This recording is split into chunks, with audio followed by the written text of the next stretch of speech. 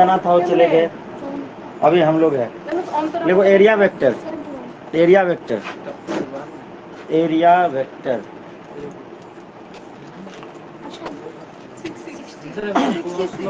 हाँ उसके बाद गॉस लॉ है। गॉस लॉ को समझने के लिए ये सीखना होगा। एरिया वेक्टर जिसको तुम लोग डीएस बोलते हो, डीएस वेक्टर से डिनोट करते हो गॉस लॉ में। लिखो we come across many situations. क्या वो क्वेश्चन तो होमवर्क का नहीं किया? क्यों नहीं किया? आ गया आंसर? किस किस का आ गया? मेरा आ गया। चलो वेरी गुड। जिसका नहीं आया वो बंटी से पूछ लेना। चलो we come across many situations where we need to no.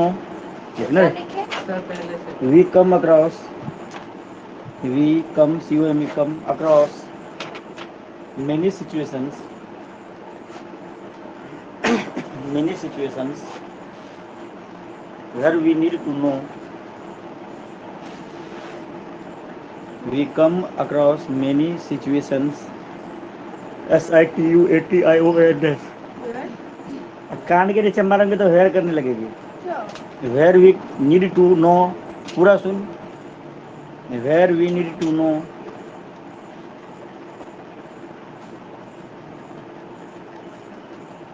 not only the magnitude of a, not only a magnitude of a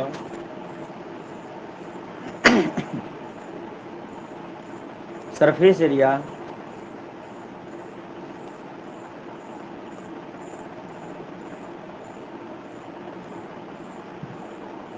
but also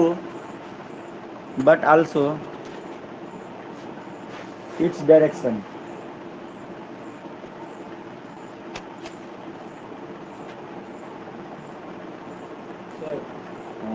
आप लोग जो बोला वी नीड टू नो, उसके बाद नॉट है क्या या नोट है? We need to know not only the magnitude of a surface area but also its direction। मतलब कभी कभी ऐसे सिचुएशंस आते हैं जब हमें सरफेस एरिया के खाली मैग्नीट्यूड से मतलब नहीं काम चलता, उनके डायरेक्शंस को भी जानना पड़ता है। Full stop. आगे लिखिए the direction of a planar area, the direction of a planar area vector, the direction of planar area vector is specified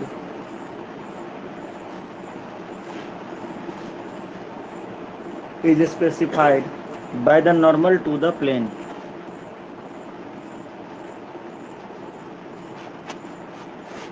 online में सृजन आया है, सृजन का 2 दिन से तबीयत खराब है। आशीष आया है, इचुक आया है, राव, कुम, ग्रेस और तनिया, परमिता। सेकंड परमिता नहीं है। लिख लिया specified by the normal to the plane, लिख लिया है। Full stop. अगले लाइन में लिखिए in figure, in figure a planar area element, a planar area element DS, DS ऐसे लिखो DS has been represented by a, has been represented by a normal vector DS vector, normal vector DS vector।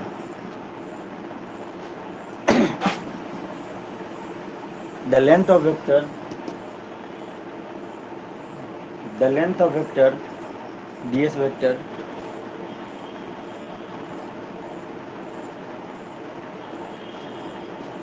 the length of vector DS vector ये वाला represents the magnitude of the area element। full stop। if n cap is a unit vector, n cap is a unit vector along the normal to the planar area, along the normal to the planar area, then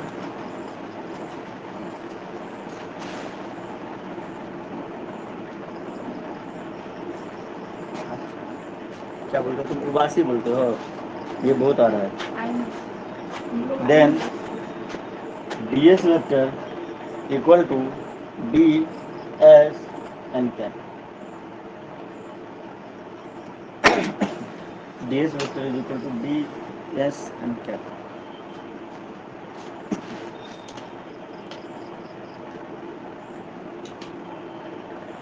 मान लो कि एक planar area element है, suppose करो कि एक planar area element है like this, मान लो एक प्लेन है, मतलब कोई एक टुकड़ा, एक सरफेस लाइक दिस, ये प्लेन है, क्या है, ये प्लेन है। तो यहाँ पे इसका एरिया जो है इस प्लेन का, ये है ds, एरिया जो है ये तुम्हारा ds। तो यहाँ पे जो एरिया वेक्टर होगा वो किधर की तरफ होगा, नॉर्मल टू द प्लेन। कैसे होगा, normal to the plane. Suppose करो ये तुम्हारा बुक, मतलब ये एक प्लेन है, इसका जो एरिया वेक्टर होगा नॉर्मल टू द प्लेन, ऐसे होगा, ठीक है। अगर तुम्हारा कोई कर्व सरफेस है, क्या है, कर्व सरफेस है लाइक दिस, तो यहाँ पे एरिया वेक्टर ऐसे होगा, इधर की तरफ, इधर की तरफ, इधर की तरफ, इधर की तरफ, इस वाले पे इधर की तरफ, इधर की तरफ। अगर ये खुला हुआ है, मान लो ये सरफेस है, यहाँ पे एरिया वेक्टर ऐसे ऐसे ऐसे ऐसे ऐसे, इधर पे ऐसे, लेकिन इधर पे जो जिधर से खाली है उधर पे अंदर की तरफ नहीं, बाहर की तरफ। मान लो ये प्लेन है, ठीक है, तो इधर की तरफ होगा। ये बात है समझ में, हाँ। तो इस वाले जो हमने एक लिया है तुम्हारा प्लेनर एरिया एलिमेंट, ठीक है, इसका एरिया ds है, एरिया इसका ds है, तो एरिया वेक्टर किधर की तरफ होगा, इसके परपेंडिकुलर, क्या होगा, इसके परपेंडिकुलर। इसको हम रिप्रेजेंट करेंगे ds vector is equal to ds n cap से, है बात समझ में।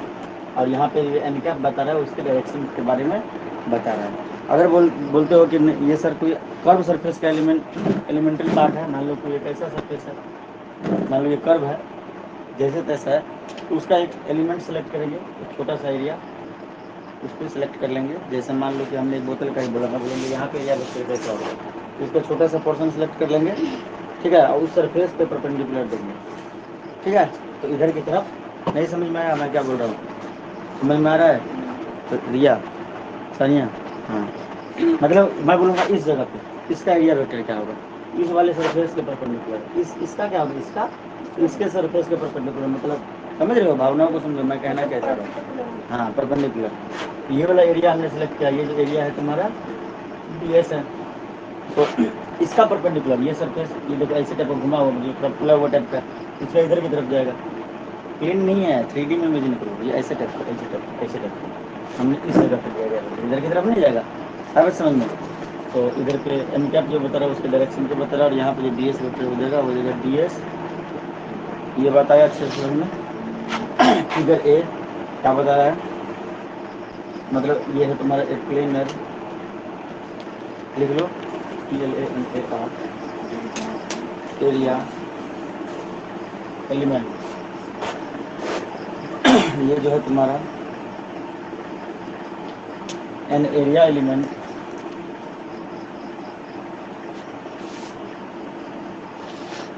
ऑफ अ कर्व सरफेस,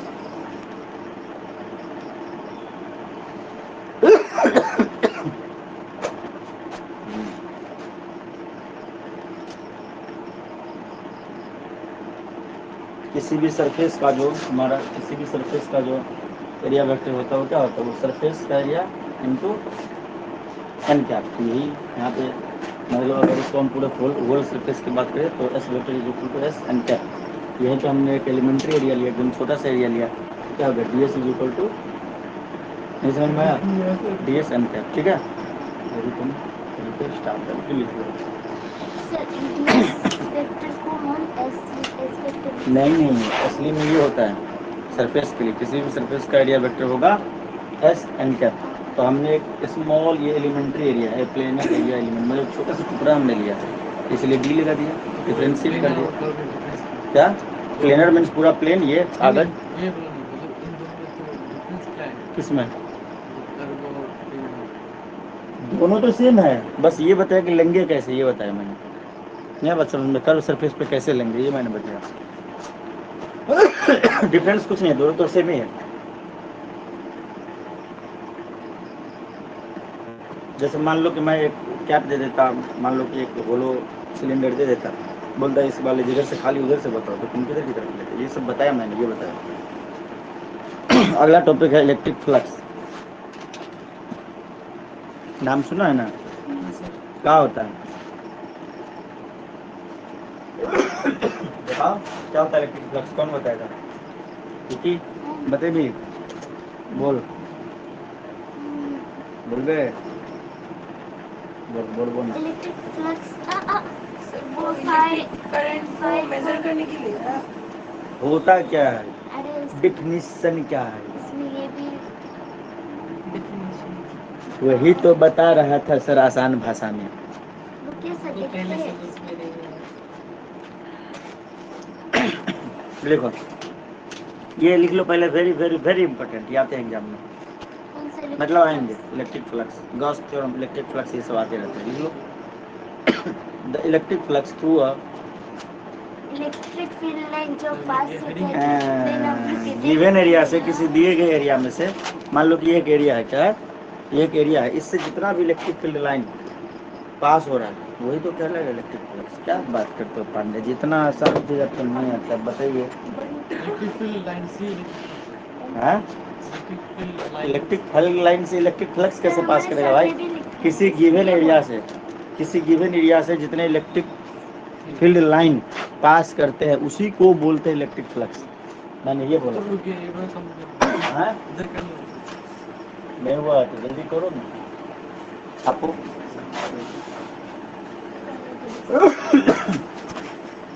पता नहीं, ये फिर से थोड़ा थोड़ा गले में खिचखिचाहट सबको हो रहा है ना, बच्चे को होगा तो गुरु जी कैसे बचेंगे?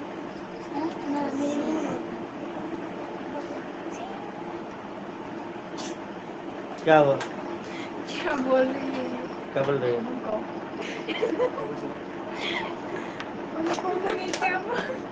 मार के फेंक दे इसको। लिख लिया रे, हो गया? लिखो इलेक्ट्रिक फ्लक्स के बारे में, TLECTRIC ऐसे बोलिए FLUX electric flux, electric flux. आए जोर मत कर, बच्चे ऑनलाइन क्लास कर रहे हैं। ये बता दे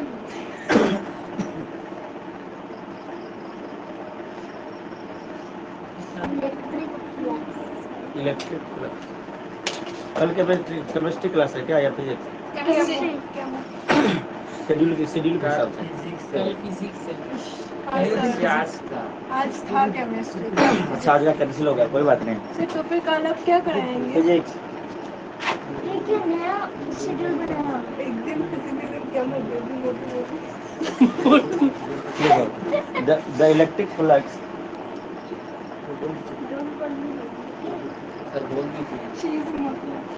through a given area, through a given area, बोलने में ज्यादा एनर्जी लगता है, 4 बार बोलो। Held inside N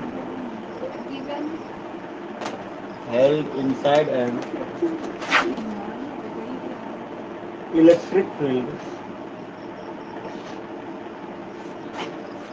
is measure of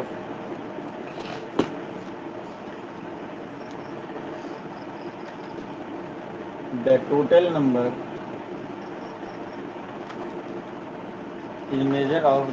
number of electric lines of force passing normally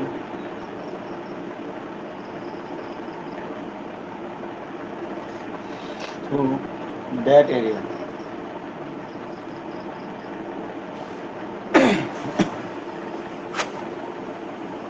Electric flux is a scalar quantity.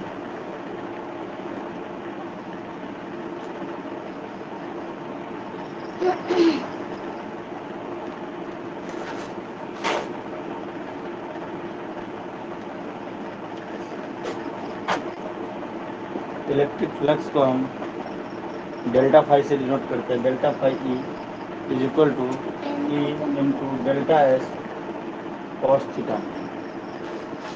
Cos theta जो होता है तुम्हारा, अगर वो जीरो हो जाता है तो ऐसे कंडीशन में हो जाएगा E vector delta S vector. ये बता रहे हैं कैसे होता है, डायग्राम देखिए, इसको छापते हैं। इसमें हम दो केस क्रिएट करेंगे।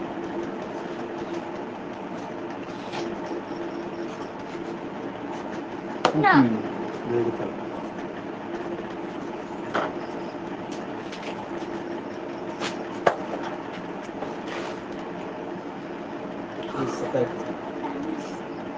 इसके लिए निशाना बनाते हैं और अरे बच्चा जी सर आँख मार रही है। कहाँ? इसको पागल है क्या? तूने बीते चुका तो लिया है। क्यों? इतना भी विश्वास नहीं है किसी को, विश्वास करने का नहीं है। अरे हल्ला बंद कर यार। मैसेज आया किसी बच्चों का, देखो। कहाँ नहीं आया? नहीं है। कौशल, परमिता, तानिया, रुकुम सभी लोग हैं। किसी ने हाथ उठाया? प्रेजेंट लगा रहा है। हो गया? ना ना ना। जब इलेक्ट्रिक फ्लक्स जो होता है through a given area held inside the electric field is the measure of the total number of electric line of force passing normally through that area. मतलब किसी भी पार्टिकुलर एरिया में अगर हम इलेक्ट्रिक फ्लक्स को फाइंड आउट करेंगे तो उस एरिया से पास होने वाले, उस एरिया के सरफेस से पास होने वाले जितने भी परपेंडिकुलर इलेक्ट्रिक फील्ड लाइन होते हैं, ठीक है, वही कहलाते हैं इलेक्ट्रिक फ्लक्स। समझ में आया? फॉर एग्जाम्पल इसका फॉर्मूला लिख लिया रे। इलेक्ट्रिक फ्लक्स का क्या होता है? E vector into delta dot delta S, ठीक है। मान लो एक सरफेस एरिया है। सर एक एग्जाम्पल नहीं है, मैं समझा रहा हूँ। वैसे ये एक सरफेस एरिया है जिससे इस एरिया से कुछ इलेक्ट्रिक फील्ड लाइन पास हो रहे हैं, ठीक है।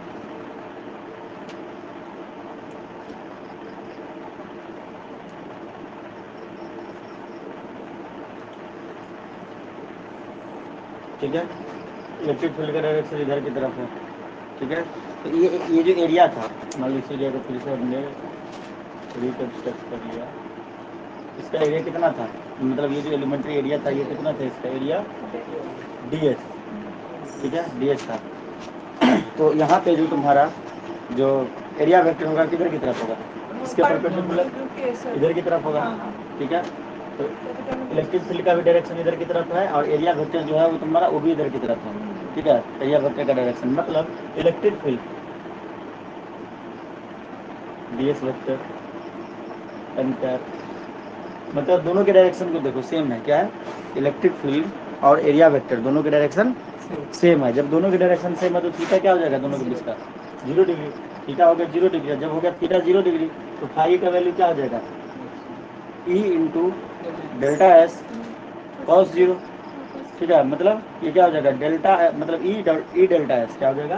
Phi is equal to E delta S, ठीक है। मान लो कि ऐसा ना हो, कि पहले इसके उसको छाप लो पहले, उसके बाद हम एक ऐसे जूम करते हैं जिसमें पैरेलल ना हो। नहीं वैसे ही बनाना, डायग्राम है, डायग्राम समझा रहा हूँ। कोई केस वन थ्योरी था कुछ नहीं, बस डायग्राम में समझा रहा हूँ। अगर इस टाइप पे देखे क्वेश्चन व्वेश्चन पे तो इस प्रकार से दिमाग लगा के सोल्व करेंगे।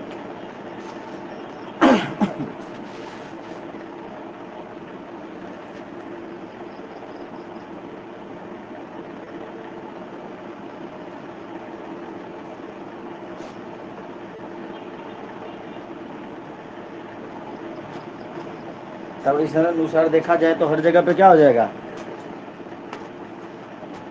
cos थीटा का वैल्यू तो 0 ही हो जाएगा, नहीं हो जाएगा? थीटा इज इक्वल टू 0 ही हो जाएगा, परंतु ऐसा नहीं होगा। एक और केस जनरेट पर तुम्हारे दिमाग में आएगा कि सर अगर ऐसा है तो फिर ई डॉट डी एस लिख देना चाहिए, cos थीटा की जरूरत ही नहीं। ऐसा भी हो सकता है कि ये उसके परपेंडिकुलर ना होकर थोड़ा सा कुछ एंगल हो जाए इलेक्ट्रिक फील्ड लाइन।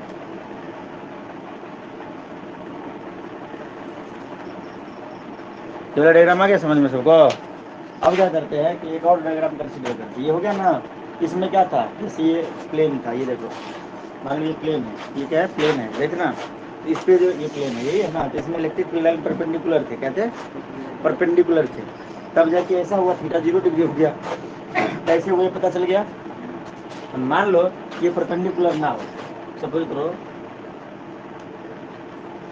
यही एक हमने मतलब एलिमेंट्री पार्ट सिलेक्ट कर लिया किसी सरफेस का, इसमें जो इलेक्ट्रिक फील्ड लाइन है ये इसके परपेंडिकुलर ना जाके ऐसे जा रहा है, नया बात समझ में, मतलब आ रहा है अंदर से, उस साइड से आ रहा है, इस साइड से ऐसे जा रहा हूँ, मतलब इलेक्ट्रिक फील्ड का डायरेक्शन किधर हो गया, इस डायरेक्शन में। ठीक है, इसको फिर से बना लेता हूँ क्लियर दिखने के लिए। इस वाले जो मतलब ये दोनों सेम है, इसका एरिया कितना होगा, D S, area is equal to D S, लेकिन इलेक्ट्रिक फील्ड का डायरेक्शन किधर की तरफ है, इधर की तरफ है, इलेक्ट्रिक फील्ड का डायरेक्शन इधर की तरफ है, और जो तुम्हारा मान लो यह सरफेस, ये सरफेस ये, इसमें इलेक्ट्रिक फील्ड का डायरेक्शन इधर की तरफ है, मतलब इसके परपेंडिकुलरली नहीं है, ऐसे ना हो के, ऐसे ना हो के ऐसे है, ऐसे है, लेकिन इसका इस वाले सरफेस का अगर मैं देखूँ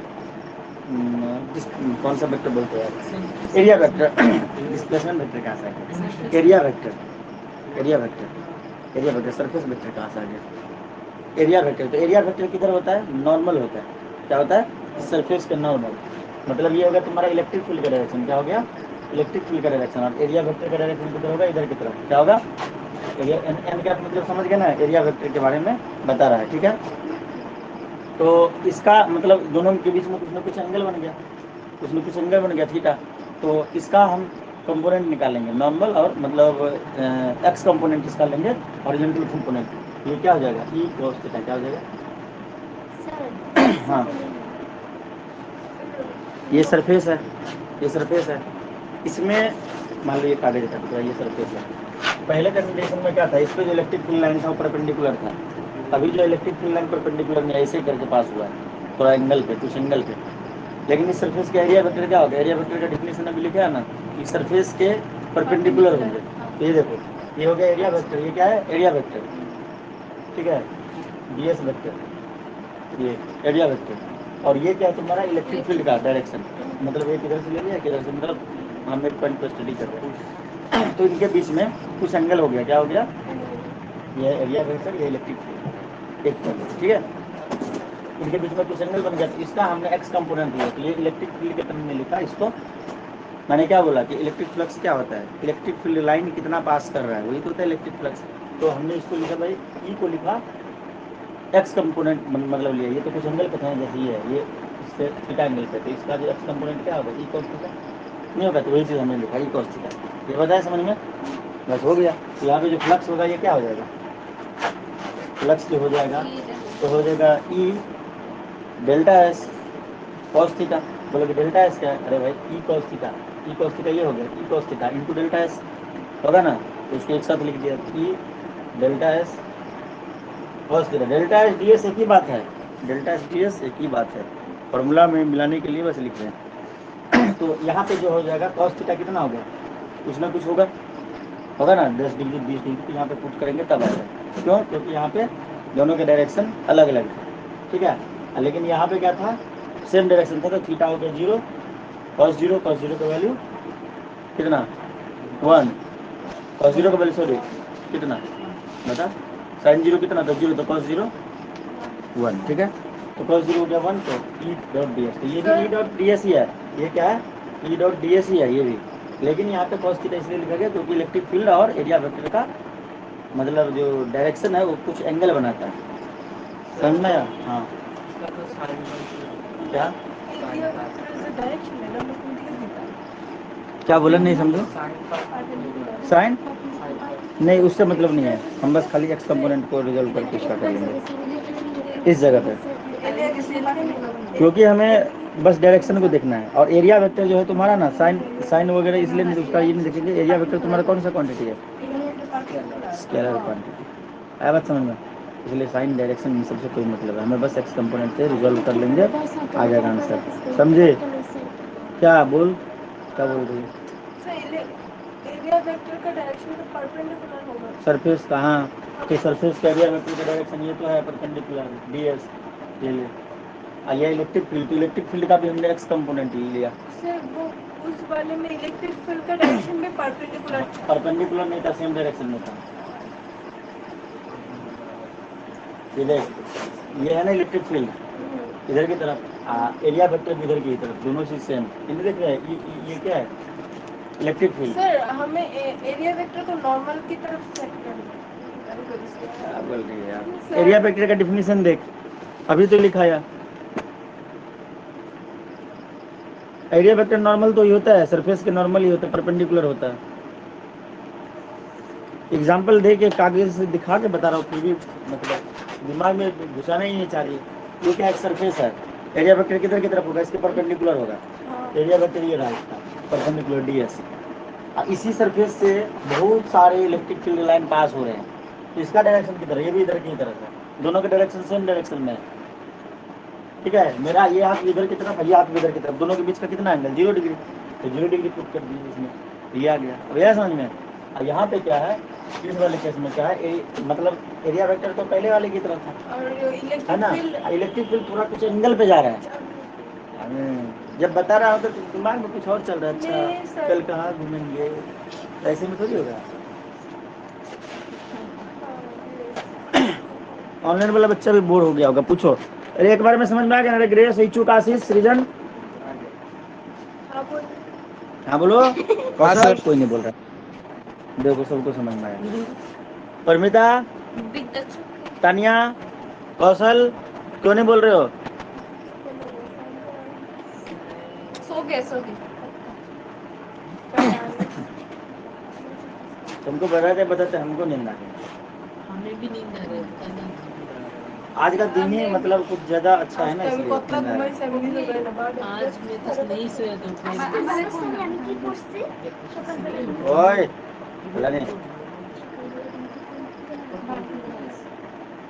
तो मेन फॉर्मूला क्या होगा सानिया? मेन फॉर्मूला एक्चुअली यही है, परंतु जब दोनों सेम डायरेक्शन में होते तो फॉर्मूला ये हो जाएगा। हाँ सर, हमें इसको देखो, unit of electric flux, unit of electric flux अभी बना ही रही है। अच्छा बना, छाप जल्दी। नहीं मारबो मारबो नहीं।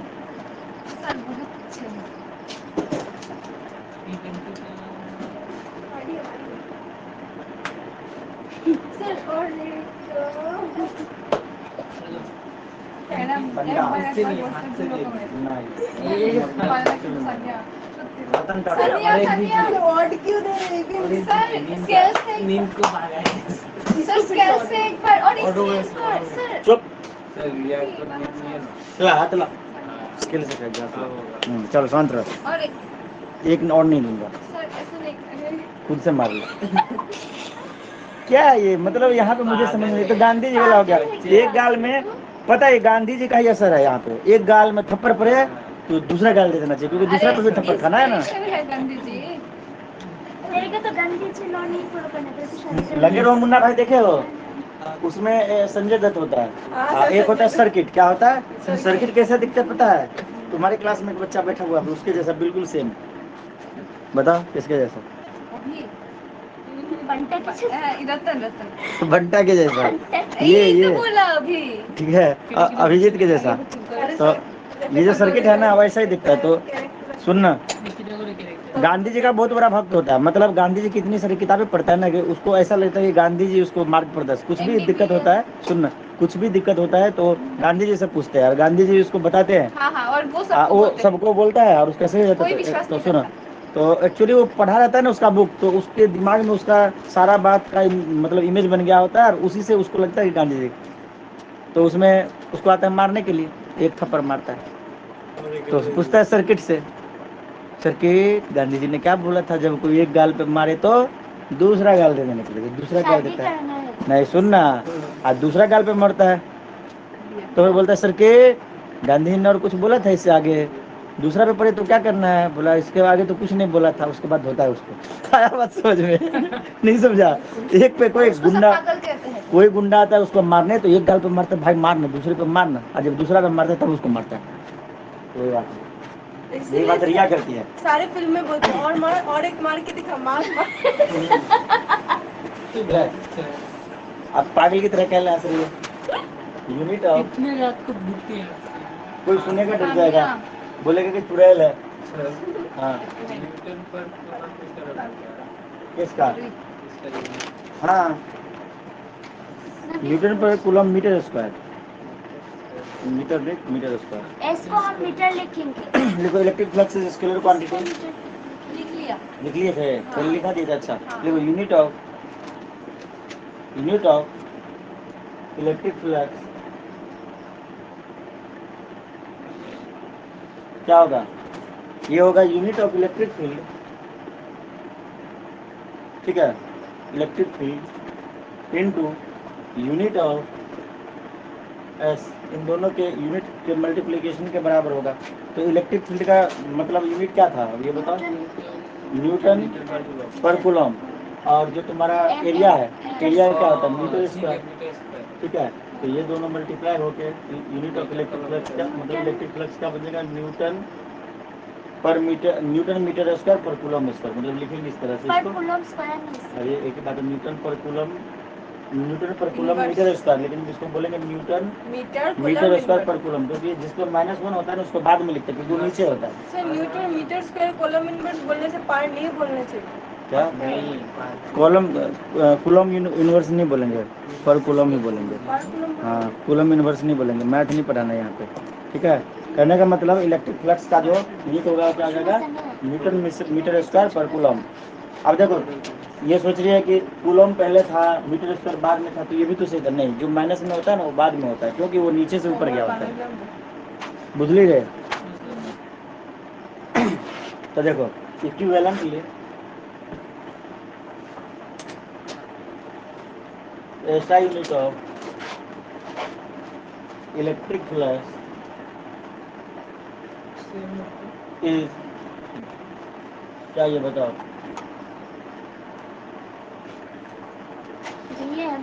वीएम क्या है? वोल्ट मीटर नहीं।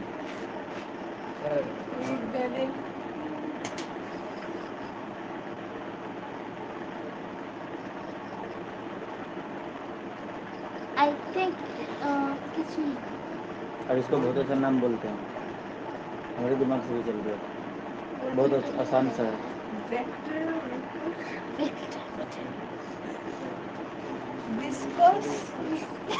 हाँ चुप।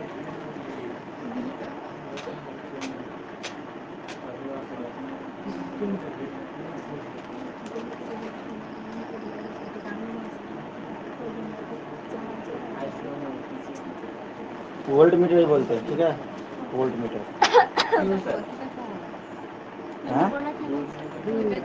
इसके बाद इसका एक और यूनिट होता है, सुनना, एक और यूनिट होता है केजी मीटर क्यूब पर सेकंड का क्यूबिक पावर, और एम्पियर के टर्म में बोलते हैं। ये जरूरत नहीं है, ठीक है, अपने के लिए सब जरूरत नहीं है। हाँ तो लिखना, आगे लिख। होता है, याद कर ले। अब तुम, मैंने क्या बताया कि एक और होता है, क्या होता है इसका? एक और यूनिट होता है, ये भी होता है, पर ये कैसे होता है ये जानना अभी जरूरी नहीं है। KG metre cube S to the power -3 A inverse, ये भी होता है, पर ये सब हमें अभी नहीं जानना है यार। वोल्ट मीटर वोल्ट मीटर, ठीक है। तो ये सब जानना भी जरूरी नहीं है, बहुत सारे यूनिट होते हैं, पर हमें ये चीज़ अभी नहीं पढ़ना है। बस अभी तुम एक ही मानो जो है। अब एक क्वेश्चन लिखो तो फटाक से, एक क्वेश्चन लिखना। क्वेश्चन लिखना, मारबो हड्डी तोड़ देबो, एक फोटो नहीं छोड़। एक फोटो भी अच्छा नहीं। लिख question, E vector is equal to, मतलब इलेक्ट्रिक फील्ड। तो ये क्या लिखा था? कौन चीज? कौन चीज? छोड़ना, ये जानना नहीं है, मैंने बोल दिया, ये सब अभी काम नहीं है, होते हैं पर ये भी नहीं चाहिए, मुझे खुद नहीं याद है, मैं क्या बोलूँ, मैं भी तो देख के बोल रहा हूँ। नहीं, इसका जो काम का है उतना ही याद रखते हैं हम भी। किलोग्राम मीटर क्यूब पर सेकंड क्यूब। ये लिखो इसको। नहीं, क्यों लिखेगी? उसको लिखना है, तुझे नहीं लिखना है, उसको लिखना है, बंटी को। वो तो है, क्या बोलूं? अरे एग्जाम में नहीं तो ना, आई तो ना, फिर भी नीट में भी आई तो ना। आप क्यों बेंगलोर बोल रहे हैं? ये वेक्टर तुम लोग बोलते हैं बंगाली, तो हम लोग को मन करता है क्यों बोलने का, पर चिमटी तुम दे लोग रही है सर? समझाता है, हमको बताते नहीं हो। E vector is equal to 6i plus 3j plus 4j। अरे सर 11th का याद दिला दिए। अरे सर कैलकुलेट ऐसा क्यों करते हैं? The electric flux chapter 4 class 11 through a surface of area 20 देख। एक दिन हमने नहीं पढ़ाया तो एबी का तबीयत खराब हो गया। अगर सुबह में पढ़ा दिए होते अभी तो ऑनलाइन भी नहीं है सर। वही ना, एक दिन नहीं पढ़ने के नुकसान देख लो। वाइजेड प्लेन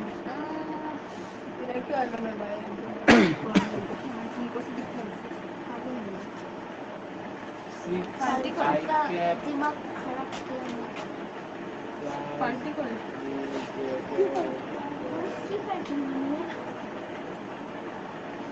इलास्टिक नहीं लगता, इलेक्ट्रिक इलास्टिक कुछ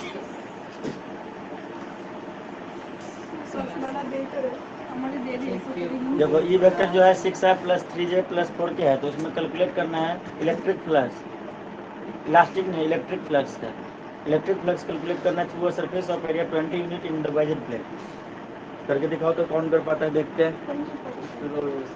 आंसर बताओ, इलेक्ट्रिक फ्लक्स बताओ, दिमाग का इस्तेमाल करो 1%। गलत है, 5 ये भी गलत है, कान के नीचे मर गया। 3 डिजिट में आएगा, पूछिए 4 क्यों बोला? 4 बोल बंटी, बंटा अभी भी सिचुएशन वेक्टर का कॉन्सेप्ट का इस्तेमाल कर थोड़ा सा, हो गया ठीक है करते हैं। तो ये पर हो गया 1 मीटर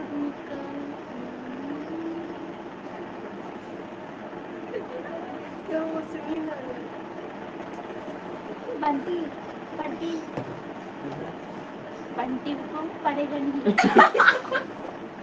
भला नहीं हो गया। ऑनलाइन वाले बच्चे कितना आंसर है? ग्रेस इच्छुक कितना है बताओ जल्दी। सृजन सृजन, आशीष, एक है ना किशन कौशल तो कभी आंसर दिया ही नहीं, आज देता ही नहीं, चुपचाप आराम से सुनता रहा। शर्मिला नहीं देता। सृजन है सृजन का तबीयत खराब है। आप फंसा दिया था हमने फंसा दिया है।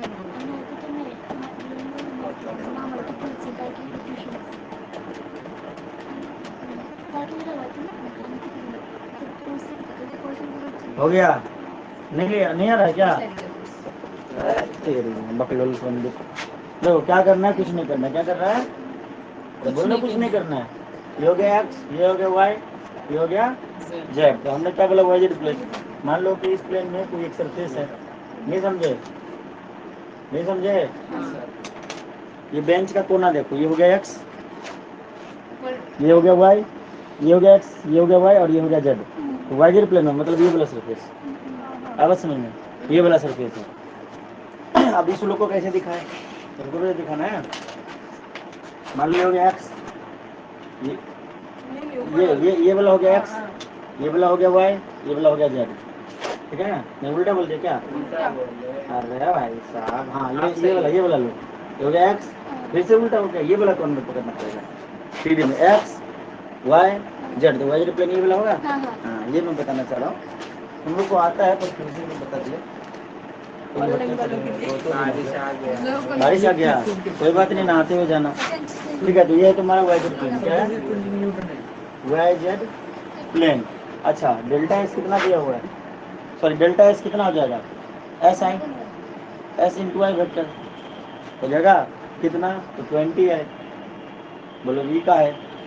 देखो क्वेश्चन पढ़ो, लिखा हुआ है फ्लक्स। ऐसा क्यों लिखा? किसको?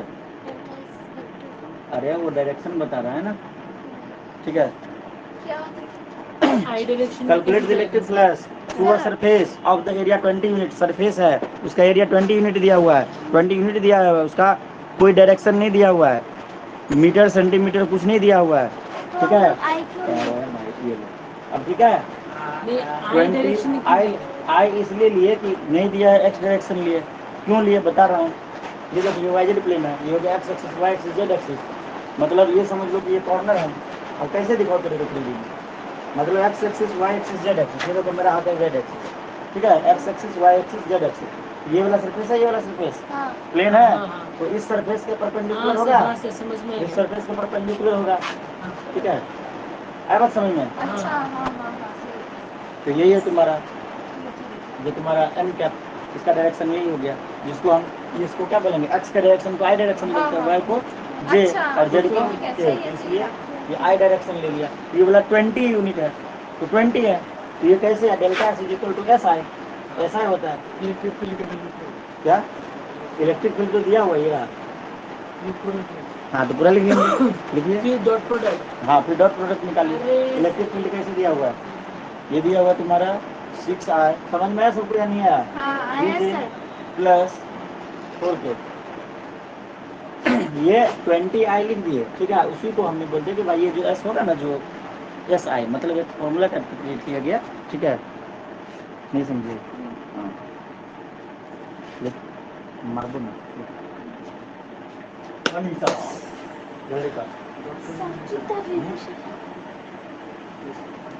करके देखो आप, मत बोलना कि नहीं आता। अब देखो यहाँ पे डेल्टा एस कौन सा क्वांटिटी है,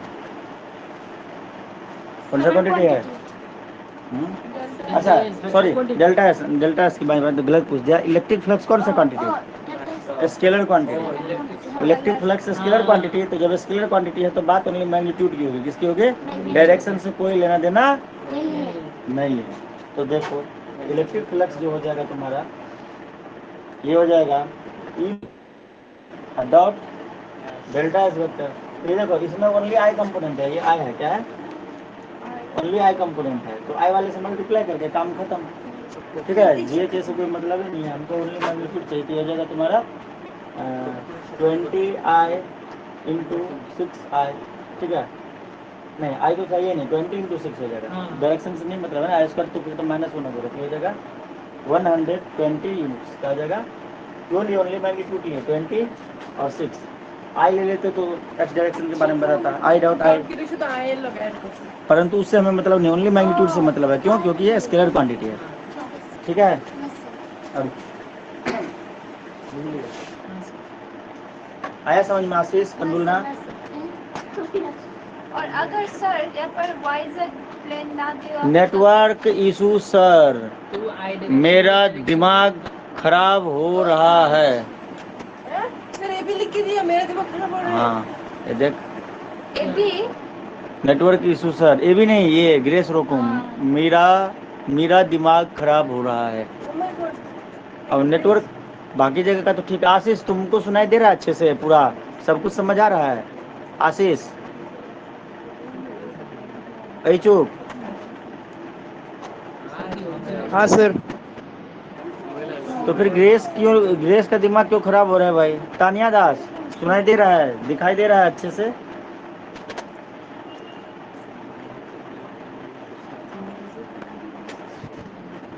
सर ग्रेस को भी सृजन जुकाम है थोड़ा। हाँ सर। अभी क्या हुआ, मतलब 5 मिनट पहले तक सब कुछ सुनाई दे रहा होगा, अभी थोड़ा सा मतलब बारिश होने लग गया इधर, तो हो सकता है। लेकिन मेरे नेटवर्क में कोई प्रॉब्लम, देख लेता हूँ मैं है कि नहीं है, वैसे झूठ थोड़ी बोलूँगा। मेरा नेटवर्क तो स्पीड है भाई, ओखला ने प्रमाणित किया है, 200 kbps चल रहा है। हमको लगता है कि तुम्हारे नेटवर्क में प्रॉब्लम हो रहा होगा बारिश की वजह से। अच्छा है, हला हला मत कर, मछली मत बेचना, डिस्टर्ब हो रहा होगा ना। आशीष समझ में आया, हाँ बोल दो, नहीं तो मैं फिर से समझाऊंगा। आशीष, तनिया, परमिता, सब लोग हाँ बोलो। सब सो गए, अभी ऑन कर लेता नहीं। आ गया ना समझ, ठीक है। सिर्फ तानिया ने बोला, कोई नहीं बोला। पर में तो सो रही है। अब लिखो Gauss theorem, Gauss theorem, GAUSS, Gauss theorem. हाँ पेज कितना तो है? कितना ही है, अभी तो और 5-6 पेज लगेगा। तो क्या करें? कोई बात नहीं, उसका लिख देना C पेज नंबर इतना, रेफर पेज नंबर इतना। इतना भर गया रे, क्योंकि मतलब एक कॉपी का हाफ भर दिया। नहीं ये पहले फिजिक्स अच्छा। का है, ये पहले फिजिक्स का ना, इसलिए ऐसे हो गया। अपने सर को दिखाओगे नहीं फिजिक्स का कॉपी, तो सर बोलेंगे वाह। फिजिक्स का सिस्टर कॉपी नहीं बना लिया क्योंकि इस कॉपी में ना थोड़ा problem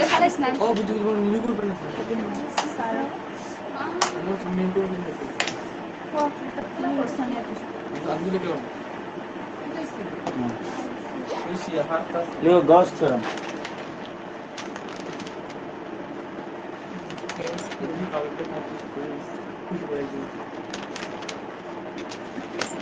Gauss theorem.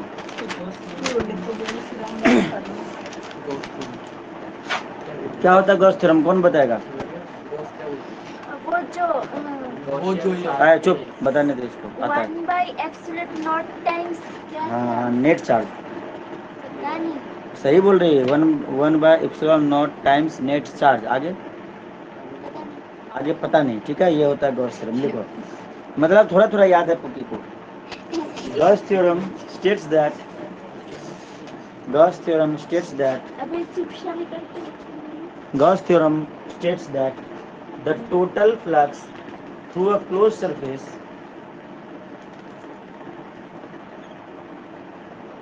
Gauss theorem states that the total flux through a closed surface is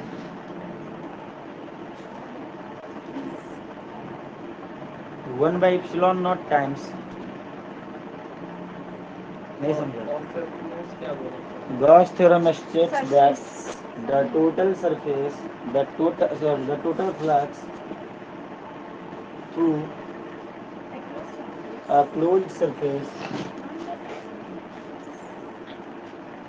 is 1/ε0 times 1/ε0 times the net charge enclosed हाँ by the closed surface। कोई भी क्लोज सरफेस में जितने नेट चार्ज इनक्लोज होंगे, उस charge का 1/ε0 times जो होगा, ठीक है, वो होगा तुम्हारा टोटल फ्लक्स। ठीक है, ये कहता है गॉस थ्योरम। मैथमेटिकली अगर हम इसको लिखें,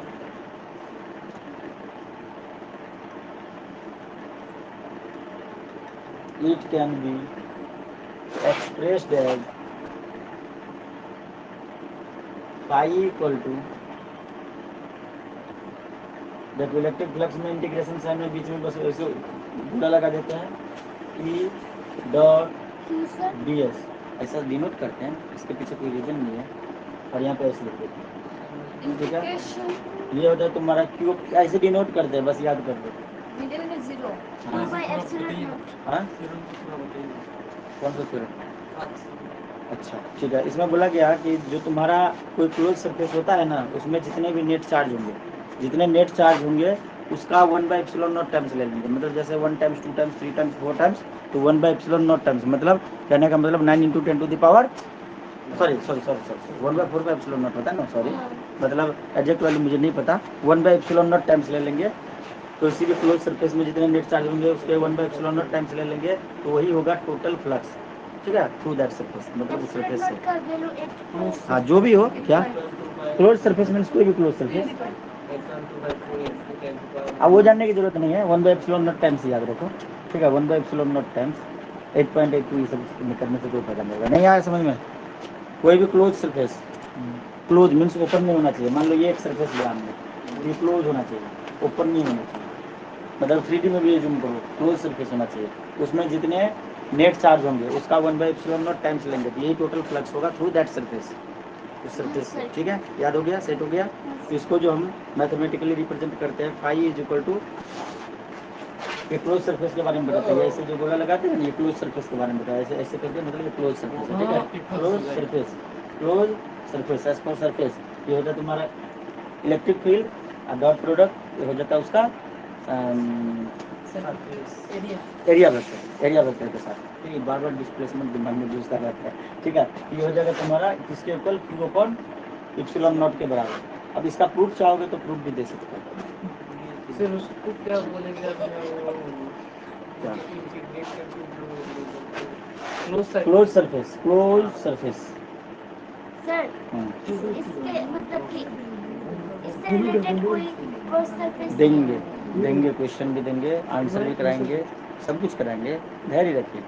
इसीलिए तो बोला कि आज सेकंड लास्ट क्लास, अगले दिन गॉस थ्योरम तो सबसे लास्ट टॉपिक है, पता है ना। हाँ।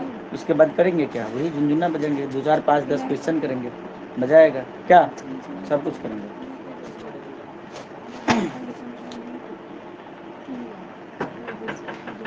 अब मान लो कि सपोज करो, अरे सब सुनना, हल्ला मत। मान लो उसको मैं मिटा देता हूँ, ये लिखना मत, जस्ट समझ लो। अगर तुम्हारे दिमाग में कुछ इमेज बन पाया तो ठीक है, नहीं तो ये बकवास है, किसी काम का नहीं है, ठीक है। मान लो ये कोई एक सरफेस है, क्लोज सरफेस है ना। इसमें 2 चार्ज है, एक यहाँ पे है +2 कूलम, एक यहाँ पे है -3 कूलम, ठीक है। तो यहाँ पे टोटल फ्लक्स क्या हो जाएगा, टोटल फ्लक्स जो होगा, 1/ε फ्लक्स ये हो जाएगा तुम्हारा Q/ε0। Q मतलब Q इंटरनल, मतलब चार्ज जो अंदर में, मान ले यहाँ पे भी है 5 इसको कूलम नहीं का। पकड़ेंगे। अरे समझ ले भाई, एक क्लोज सरफेस है, उस पर 2 चार्ज है तुम्हारा, ठीक है। एक 2 कूलम का, एक -3 कूलम का, और एक बाहर में भी चार्ज है 5 कूलम का। हमें इस पॉइंट पे लेना है, ठीक है, इस पॉइंट पे हमें निकालना है, ठीक है। तो टोटल फ्लक्स जो हो जाएगा वो हो जाएगा अंदर पे, मतलब सरफेस पे जो चार्ज है, मैंने क्या बोला, टोटल नेट चार्ज, ठीक है। हाँ, तो वो, अरे स्टेप करो ना, तो वो डिवाइडेड बाय 1/ε0 टाइम्स, मतलब क्या, 1/ε0 times 1/ε0 times of Q internal, मतलब चार्ज जितने भी है, ये 1 से मल्टीप्लाई होकर तो उतना ही रह जाएगा, ε0 टाइम्स, तो ये कितना हो जाएगा तुम्हारा 2 कूलम प्लस -3 कूलम, ठीक है। और डिवाइडेड बाय ε0, ε0 ही रख लेते हैं, ये हो जाएगा -1 कूलम बाय ε0। इस प्रकार से करेंगे, बाहर वाले चार्ज से हमें कोई लेना देना नहीं। अब यह बात समझ में, पहले तो बोलो नहीं पकड़ेंगे। लिखोगे क्या, ये यहाँ पे लिख लो, टोटल फ्लक्स, तो अच्छे से लिख लो, टोटल फ्लक्स, एग्जाम्पल लेना, example flux associated with close surface. छोटा सा की एग्जाम्पल कह सकते हैं, कोई काम का नहीं है, परंतु तुम्हारे कॉन्सेप्ट को थोड़ा सा क्लियर करेगा। क्या, हाँ बोल। बाहर वाले चार्ज से क्या करना है, कोई लेना देना, बोलो रे, नहीं पकड़ेंगे। लेट से करेगा, बोला हाँ, गांधी नहीं लेट से करेगा, जल्दी कर, हाँ बोल पूछिए। जल्दी हाँ बोल दिया। नहीं तो पिटाई खाती।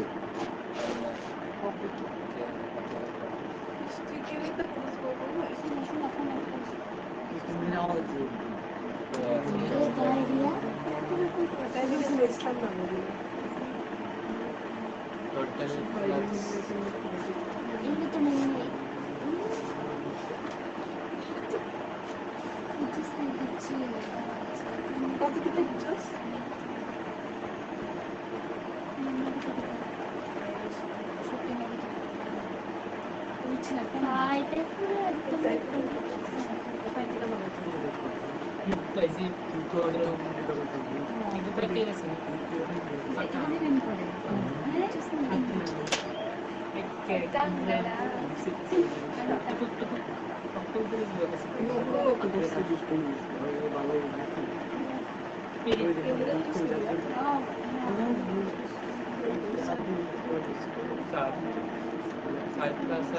प्रूफ करोगे इसका प्रूफ देखोगे, गॉस थ्योरम का इम्पोर्टेंट है, देख लो। हाँ क्या बोला, डिफिनेशन पढ़ो। एकदम में इसके ज्यादा पहले ही लिखा हुआ है कि भाई उस सरफेस पे होने वाले चार्ज से, पढ़ो जोर से पढ़ो, सबको सुनाओ। क्या सर? बोल रहा है कि 5 coulomb charge. Total flux through a closed surface is 1/ε0 times the net charge. Net charge कहाँ, किसकी बात कर रहा है? क्लोज सरफेस की बात कर रहा है। बाहर के चार्ज से हमें कोई लेना देना, चाहे 5 यहाँ पे 3-4 चार्ज और डाल देंगे तो भी कोई दिक्कत वाली बात नहीं है। लिखो प्रूफ ऑफ गॉस थ्योरम, लिखो proof of Gauss theorem, proof of Gauss theorem. Sir ये करेंगे नहीं करेंगे, मतलब कि पेज। अच्छा ये यहाँ तक कर ले, उसके बाद बोला तो उसमें अलग से मतलब यहाँ पे लिख देना, मतलब कुछ हिंट से लिख देना कि हमने इतने पेज बाद कर रखा है, ऐसा कुछ। लास्ट पेज पे कर दे, फिर न्यू कॉपी में कर देना। देखो मैंने रे बातें नहीं रे, मार डालूंगा, क्या करूँगा? मारिए डालूंगा। हाँ ध्यान से देखो, मान लो ये क्लोज सरफेस है, क्या है? ओए मान लो ये देखो क्लोज नहीं है, तो ये देखो क्लोज है, ठीक है। मान लो ये क्लोज सरफेस है, ठीक है। यहाँ पे क्यू चार्ज है, ठीक है। और मान लो कि तुम इस जगह पे अगर देखते हो इलेक्ट्रिक फील्ड, या फिर इस जगह पे देखते हो, कहीं पे भी देखते हो, तो हर जगह पे इक्वल होंगे, सेम होंगे, क्योंकि ये उससे r डिस्टेंस पे है, ये भी उससे r डिस्टेंस पे है, तो इलेक्ट्रिक फील्ड का डायरेक्शन इधर की तरफ होगा। अच्छा अब हम क्या किए, इसके किसी भी कहीं पे यहाँ पे देखोगे तो यहाँ पे जो इलेक्ट्रिक फील्ड और सरफेस देखेंगे, यहाँ पे हमने एक सरफेस ले लिया, क्या ले लिया? एक सरफेस ले लिया। मतलब जैसे मान लो फुटबॉल है, ये देखो फुटबॉल कैसे बनाएंगे, बना सकते हैं क्या? मान लो ये फुटबॉल है, गोल है, मान लो बॉल है, तो हमने इसका ये वाला सरफेस इतना सा सेलेक्ट कर लिया। आ रहा समझ में? इस जगह पे देखा तो यहाँ से इलेक्ट्रिक फील्ड का डायरेक्शन किधर था? इधर की तरफ था। और इस वाले सरफेस पे देखा, ये एलिमेंट्री सरफेस, एक छोटा सा सरफेस ले लिया, यहाँ पे कौन सा वेक्टर होता है? DS vector. डीएस वेक्टर होता है, कौन सा नाम बताओ उसका? Area vector. एरिया वेक्टर का डायरेक्शन किधर होगा? इधर की तरफ होगा, दोनों का डायरेक्शन सेम, मतलब थीटा 0, थीटा 0 तो सारा काम खत्म, 1, मतलब काम अपना आसान। ये बात आ गया समझ में? तो यहाँ पे मैं दिखा रहा हूँ कि भाई डीएस वेक्टर भी इधर है, ये वेक्टर भी, ये बात आ गया समझ में? Theta is equal to 0 degree link कोई दिक्कत? हाँ। और इस जो स्फीयर जो हमने लिया, इसको बोलते हैं गॉसियन स्फीयर। क्या बोलते हैं? ये सॉरी गॉसियन सरफेस, और जिसको स्फेरिकल सरफेस भी बोलते हैं। स्फेरिकल लिख लो सरफेस और गॉसियन सरफेस। इतना ऐसा नहीं इसके नाम में कंफ्यूजन आ जाता है। Gaussian GAUSSIAN surface, Gaussian surface बोलो या स्फेरिकल सरफेस बोलो, ठीक है। क्या हुआ? पूरा रामायण खत्म हो गया। सीता किसकी पत्नी है तो ये पता ही नहीं है। बोल रहा प्रूफ क्या करना है भाई? गॉस थ्योरम का प्रूफ कर रहा है। फॉर्मूला देख गॉस थ्योरम का क्या था? Electric flux is equal to Q upon epsilon naught. नहीं मिला? गॉस थ्योरम क्या कहता है कि भाई टोटल चार्ज जो नेट चार्ज है उस सिस्टम पे, उस सरफेस पे, उसका 1/ε0 टाइम्स लिखा है ना, phi is equal to close surface का जो E डॉट ds होगा और equal to Q upon epsilon naught नहीं लिखा है, वही electric flux Q upon epsilon naught होता है। ये प्रूफ कर रहे हैं। नहीं करना है क्या? छोड़ दो क्या? नहीं करना है? इम्पोर्टेंट तो है, गॉस थ्योरम इम्पोर्टेंट है, पहले ही बोल रहा हूँ, बहुत ही इम्पोर्टेंट है। हाँ टाइम मतलब वेरी वेरी वेरी इंपॉर्टेंट है ये, और ये आना ही चाहिए तुम्हें। ये वाला बात समझ में आया मैंने जो बताया या नहीं? स्फेरिकल सरफेस पे इलेक्ट्रिक फील्ड का डायरेक्शन किधर होता है? परपेंडिकुलर, परपेंडिकुलर होता है। मान लीजिए फुटबॉल है, ये सेंटर है, ठीक है। तो यहाँ पे इस वाले सरफेस पे पॉइंट P पे इलेक्ट्रिक फील्ड का डायरेक्शन इधर, यहाँ पे इधर, यहाँ पे इधर, यहाँ पे इधर, नहीं इमेज बन रहा है, ठीक है। हाँ ये ऐसे करके हमने बताया था ना, ऐसे करके ये R रेडियस पे इधर की तरफ होगा, ये R रेडियस पे इधर की तरफ बताया था, याद आया? हाँ इसी पे हमने क्या किया, ये मान लो एक बॉल है, ये मान लो एक बॉल है, ये वाला बॉल है, हमने इतना सारा सरफेस सेलेक्ट कर लिया, इतना काट लिया, ठीक है। तो ये तो दिखेगा नहीं दिखेगा, इतना सरफेस ले लिया, तो इस पे भी ये भी परपेंडिकुलर होगा ना, होगा, एरिया वेक्टर परपेंडिकुलर होगा। यही हमने एरिया वेक्टर भी ले लिया, इलेक्ट्रिक फील्ड भी दोनों सेम लाइन पे ले लिया। आया समझ में? हाँ पता नहीं क्या है, हमारे जाता रतन टाटा 2 दिन पहले तक कितना अच्छा चल रहा था इसका, पढ़ के नहीं आया क्या? तो देखो ई जो होता है इलेक्ट्रिक, हाँ ई का वैल्यू क्या होता है, तो डिवाइड करो ना 1/4 एप्सिलॉन नॉट, वरना पूरा गोल बट्टा से नट्टा हो जाएगा, क्या हो जाएगा Q/r², क्या हो जाएगा। यहाँ पे थीटा जो है यह angle between E vector and ds vector, और ये क्या है 0 डिग्री, क्या है 0 डिग्री हो जाएगा। कहाँ गया?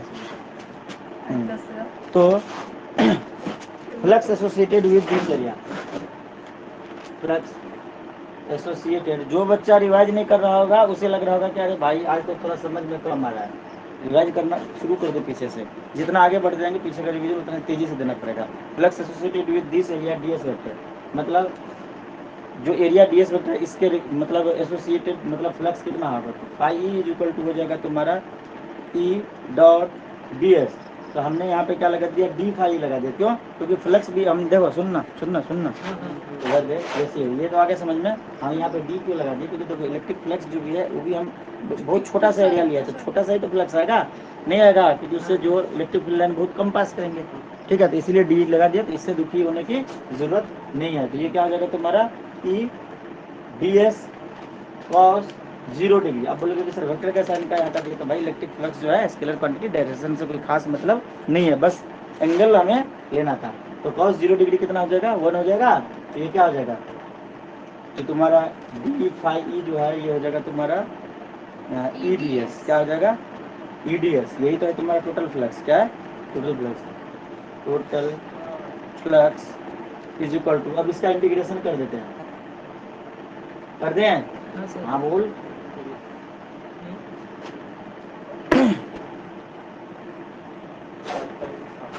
तो ये क्या हो जाएगा तुम्हारा, क्या क्या बोली, एक सेकंड रुक जाओ, हाँ ये तुम्हारा क्लोज सरफेस है, इसलिए यहाँ पे ये साइन बना दिए, देखो भाई क्लोज सरफेस है, इधर देखना क्लोज सरफेस, इसलिए ये साइन बता दिया गोला लगा के एस, इसका मतलब क्लोज सरफेस। देखो dx का इंटीग्रेशन क्या होता है x, dx का इंटीग्रेशन x dx का integration x² x square dx का इंटीग्रेशन x³ होता है ना, मतलब पीछे में कुछ नहीं, सिंपली अगर ध्यान जाए तो इंटीग्रेशन ऑफ dx, ये dx का इंटीग्रेशन नहीं, ये 1 का इंटीग्रेशन है, यहाँ पे कुछ नहीं मतलब 1 है, 1 का इंटीग्रेशन x। अगर तुम इंटीग्रेशन हमने पूछ दिया कि x dx, तो यहाँ पे dx का इंटीग्रेशन नहीं है, x का इंटीग्रेशन है, x²/2, dx का कोई इंटीग्रेशन नहीं होता है, तो हम इसको याद कर लेते हैं बस, ठीक है। अगर यहाँ पे स्क्वायर पहले से होता तो यहाँ पे 3/3 हो जाता, यहाँ पे अगर 3 होता पहले से तो 4/4 हो जाता, यहाँ पे कुछ नहीं है मतलब x होगा 1/1, नहीं है बात समझ में।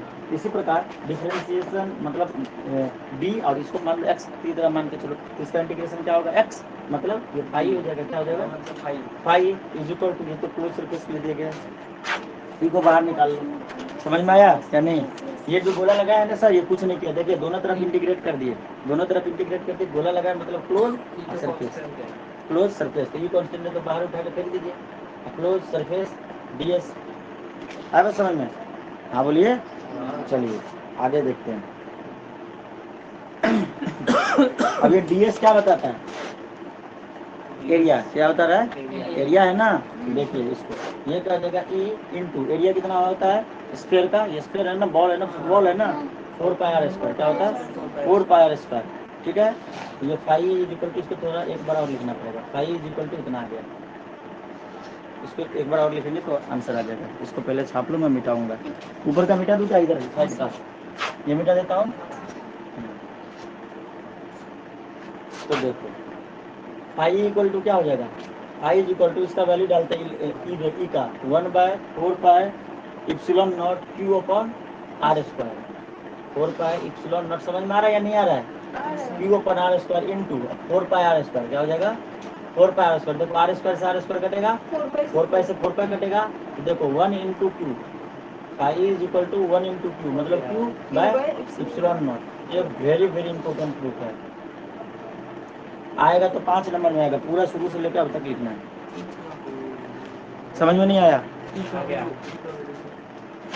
ई का वैल्यू 1, अरे इलेक्ट्रिक फील्ड का वैल्यू क्या था 1/4πε0 Q/r², 1/4πε0 Q/r² इंटू ये क्या था एरिया था 4πr², तो देखो 4π से 4π कट गया, r² से r² कट गया, q इंटू 1 q और नीचे में उसके एप्सिलॉन नॉट। नहीं समझे?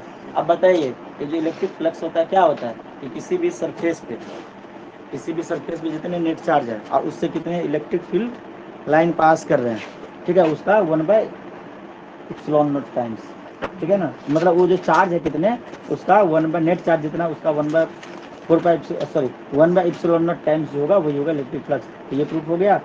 हाँ बोलिए, फॉर्मूला प्रूफ हो गया। मजा आ गया। वैसे मैं ये कराने वाला नहीं था, परंतु तुम हैंग मार रहे थे तो बोले चलो करा देते। कराया है ना, तो लंबा सा कराया हमने, छोटा सा करा दिया ना, तो ये बोला लिखना। ये देखो कराया तो है। Hands proof. और सुनो, जितना भी ज्यादा इम्पोर्टेंट कर ला इस टॉपिक को कर लो, इलेक्ट्रिक फ्लक्स जरूर आएगा, ठीक है। इसको अब नहीं आया तो फिर अब हम क्या कर सकते हैं, नहीं आया तो नहीं आया, लेकिन आएगा। बुक का बहुत सारी चीज मैं बोल रहा हूँ आएगा, लेकिन उसी में से आएगा जो आएगा तो बुक में से आएगा। हमें लगता है कि अगर कल सुबह में इस चैप्टर को कर लिया जाए तो ये पक्का खत्म हो जाएगा। अगर शाम में करेंगे तो हो सकता है कि आधा घंटा हो जाएगा। तो सर कल सुबह कर लीजिए। ये पूरा फिनिश हो जाएगा, हाँ अच्छा, पूरा एकदम A to Z हो जाएगा।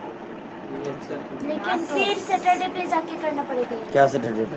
मतलब कि नेक्स्ट। और ये चैप्टर खत्म हो जाएगा। हमें चाहिए इसको पूरा डिस्कस करने के लिए 2 घंटा, 2 से 2.5 घंटा। अगर हमने ये लास्ट में करेंगे मतलब प्रूफ हो गया, सब कुछ हो गया। अब इसके कुछ मतलब जो की पॉइंट्स वगैरह होते हैं ना, मतलब इस टॉपिक से रिलेटेड लास्ट में लिखाता हूँ ना, वो सब लिखाऊंगा कुछ। उसके बाद उस पर 2-4-5 क्वेश्चन दूंगा, फिर हो जाएगा। कल ही करा दूँ क्या? सारे बच्चे एग्री हैं? कल करा दिया जाए इसको, ऑनलाइन वाले कंप्लीट कर दिया जाए कल सुबह में इसको। बोलिए, ठीक है। तो कल सुबह में आपका ये चैप्टर फिनिश हो जाएगा। आज का पोटेंशियल तो अपना चल ही रहा है, उसको भी घसीट देंगे। अभी लग रहा है ना कि अपना हो जाएगा बहुत सारा सिलेबस। कॉन्फिडेंस आ रहा है ना, कितना डिटेल से पढ़े। तो आज इतना ही रखते हैं, आज की क्लास में इतना ही। जय हिंद, जय भारत।